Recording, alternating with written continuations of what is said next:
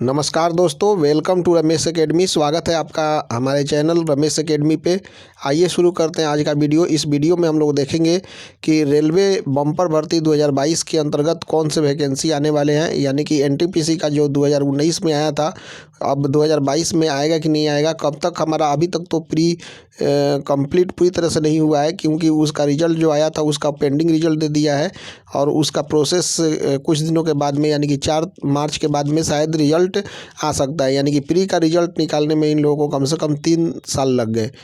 तो कब तक मेन होगा, उसके बाद में आपका उसमें साइको है, फिर उसके बाद में टाइपिंग है, फिर उसके बाद में मेडिकल है, फिर उसके बाद में नेक्स्ट वैकेंसी कब तक आएगा, यह हम लोग इसमें देखेंगे। यानी कि यह वैकेंसी जो है आज से लगभग 3 साल पहले आया था 2019 में। इसके अंतर्गत एनटीपीसी पोस्ट के अंतर्गत जो है एएसएम के पोस्ट आते हैं, टीसी के पोस्ट आते हैं, गुड्स गार्ड्स के पोस्ट आते हैं, क्लर्क के पोस्ट आते हैं, इसी तरह से और भी 2-4 और पोस्ट आते हैं, जैसे कमर्शियल अप्रेंटिस के पोस्ट आते हैं। तो इसके अंतर्गत हम लोग देखेंगे फुल डिटेल्स को, यानी कि जब वैकेंसी आएगी तो इसके अंतर्गत क्या क्या पोस्ट हो सकते हैं और जो पिछला जो वैकेंसी आया था उसका जो है आने वाले समय में कितने दिन के अंतर्गत यह कंप्लीट होगा। इसका सिलेक्शन प्रोसेस क्या होता है, क्योंकि बहुत सारे स्टूडेंट जो हैं वह इस एग्ज़ाम के लिए तैयारी कर रहे हैं और आगे आने वाले वैकेंसी के लिए भी तैयारी करेंगे। तो इसका प्रोसेस क्या होता है यह भी जानना ज़रूरी है, क्योंकि वो लोग अब आगे आने वाले एग्ज़ाम के लिए तैयारी करेंगे। फिर उसके बाद में मिनिमम क्वालिफ़िकेशन इसका क्या होता है और उसके बाद में इसका एज लिमिट और इसमें सबका अलग अलग सैलरी क्या होता है। तो यह भारत सरकार रेल मंत्रालय के अंतर्गत यह वैकेंसी आने वाली है। अभी तो सबसे पहले 2019 का जो है वह कंप्लीट होगा, उसके बाद में वैकेंसी आएगी। तो आइए इसका देखते हैं कि 2019 में जो वैकेंसी आया था उसके अंतर्गत क्या क्या डिटेल्स था। तो निश्चित तौर पर उसी के अंतर्गत नेक्स्ट जो वैकेंसी आएगा तो लगभग प्रोसेस वही रहेगा। हो सकता है कि कुछ रिजल्ट देने में प्रोसेस चेंज हो जाए, चूँकि अभी जो है उसी के चलते काफ़ी विवाद हुआ था। तो वह सब सुधार करके आने वाले समय में सब पता चल जाएगा, तो उसका भी नोटिफिकेशन मैं आपको दूंगा। तो आइए देखते हैं यह नोटिफिकेशन। जैसा कि आप लोग यहाँ पे देख रहे हैं, भारत सरकार रेल मंत्रालय के अंतर्गत यह वैकेंसी जो है वह 1/2019, 2/2019 और 3/2019 के अंतर्गत यह वैकेंसी सबसे पहले निकला हुआ था, जिसके अंतर्गत रेलवे भर्ती सेल के अंतर्गत भी वैकेंसी, जो ग्रुप डी के अंतर्गत 2 वैकेंसी आई थी, अभी तक इसका एग्ज़ाम भी नहीं हुआ है।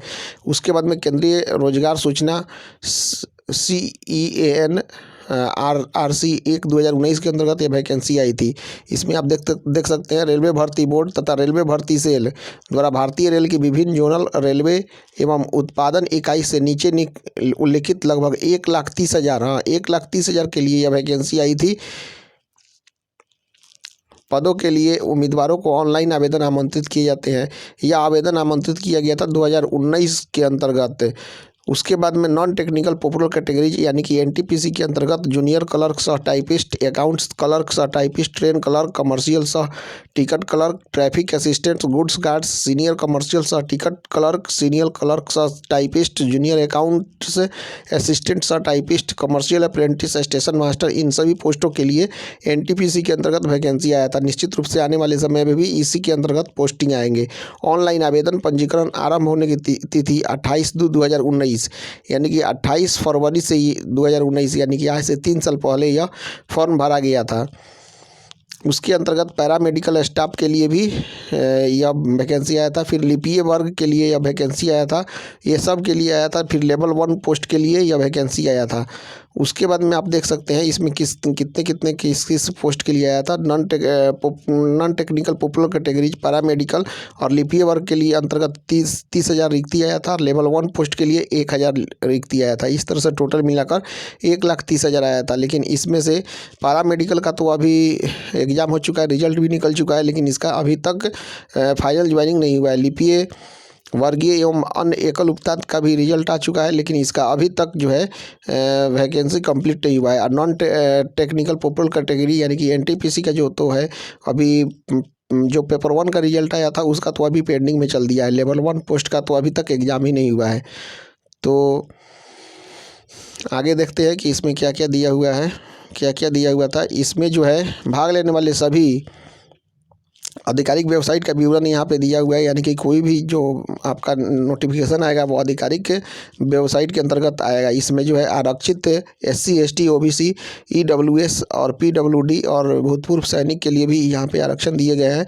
यहाँ पे जो है 1/7/2019 को आयु की गणना की गई है, यानी कि जिस साल भी वैकेंसी आता है उसका 1/7/2019 से ही गणना की जाएगी। यानी कि यदि इस साल वैकेंसी आता है तो 1/7/2022 से गणना किया जाएगा। उसके बाद में वेतन और भत्ते लेवल 7वें CPC के अंतर्गत यहाँ पे जो है वेतन और भत्ते दिए जाएंगे, जो कि लेवल 1 2 3 4 5 6 7 ये जो भी मतलब लेवल के अंतर्गत होता है उसके अंतर्गत शैक्षिक योग्यता के अंतर्गत सभी के लिए अलग अलग योग्यता निर्धारित किया गया था। लेवल 1 पोस्ट के लिए मैट्रिक था, उसी तरह से नॉन पॉपुलर कैटेगरी के लिए +2 और आपका ग्रेजुएशन था। पैरामेडिकल स्टाफ्स के लिए भी अलग अलग मतलब की योग्यता थे।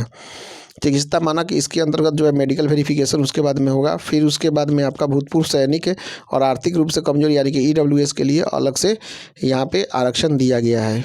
अब उसके बाद में देखते हैं कि यहाँ पे जो वैकेंसी जो दिया गया था उसके अंतर्गत परीक्षा शुल्क क्या होगा। तो परीक्षा शुल्क के अंतर्गत जो है आपका जो है CBT प्रथम चरण CBT में उपस्थित होने पर 500 रुपये के शुल्क रूप में यदि आप उपस्थित होते हैं तो 400 रुपया आपका जो है 100 रुपया कटौती करके 400 रुपया आपके अकाउंट में भेज दिया जाएगा। और SC ST भूतपूर्व सैनिक PWD महिला के लिए जो है वह आपका जो है CBT में उपस्थित होने पर 250 रुपये वापस किए जाएंगे।